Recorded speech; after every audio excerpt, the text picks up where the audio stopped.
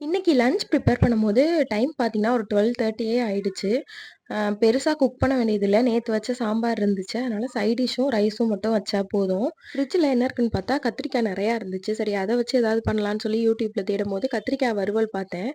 எனக்கும் டெம்ப்டிங்கா ஆசையா இருந்துச்சு பார்க்கும்போது. சரி ட்ரை பண்ணலாமேன்னு ட்ரை பண்ணா சூப்பராவே வந்துச்சு. எஸ்டர்டே நைட்டு குலோப் ஜாம் செஞ்சிருந்தேன். இது வந்து நான் 2வது தடவ செய்றது. இவ்ளோ நல்லா வந்திருக்கு. ஃபர்ஸ்ட்டு தடவ செய்யும்போது அந்த அளவுக்கு எனக்கு நல்லா வரல.